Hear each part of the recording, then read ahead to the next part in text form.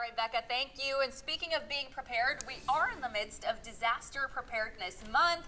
Now, we all know too well just how fast disaster can strike right here in East Tennessee. This summer, we even saw Knoxville's first August tornado since 1950. So, Lena Kornmeyer-Evans with Bank of America is here with us to give us a look at the tools that we need in order to make our finances disaster-proof as well, something we should all take note of. So, first of all, thank you so much for being here. Yes, thank you. Let's start with this. What can we really do to be prepared financially for any kind of disaster? Yes, you know, as many are still recovering from the storm and the many storms that have happened since then, we are reminded of the importance of being financially prepared for potential crises. First, you're going to want to make sure that you have all of your important documents in one place.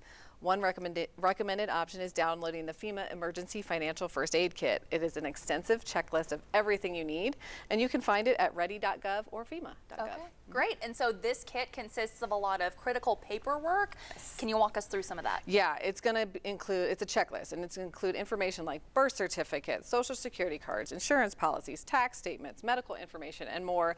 It is going to take some time to compile all of those documents, but it will definitely be worth it. And in the midst of a stressful situation like a tornado, you really don't want to have to try to figure out how to locate all of that critical information. Yeah, absolutely. So a lot of important documents. Yes. Where do you recommend that we store them? So you're going to look for two safe spaces, one for the original documents, one for your copies. Store one set in a fireproof and waterproof safe, of course. And you could store one set digitally with password protection so that you can access it anywhere.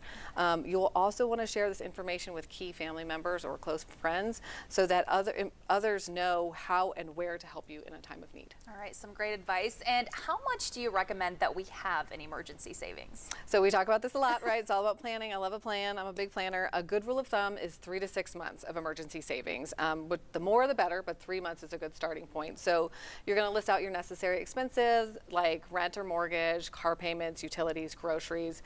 Add that all up, multiply it by the amount of months that you want to try to have on hand, and that's where you're going to start your savings.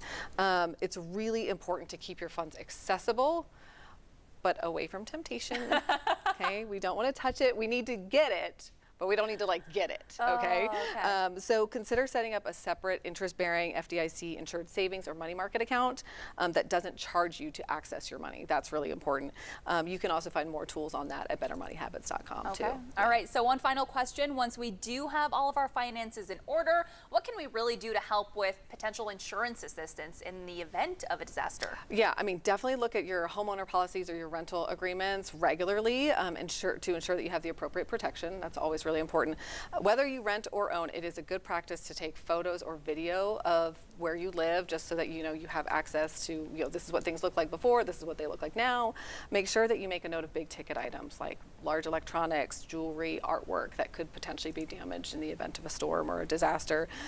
Be sure to upgrade your insurance anytime you do an upgrade to your house, right? So you do, a bathroom renovation, let your homeowner's insurance know that as well.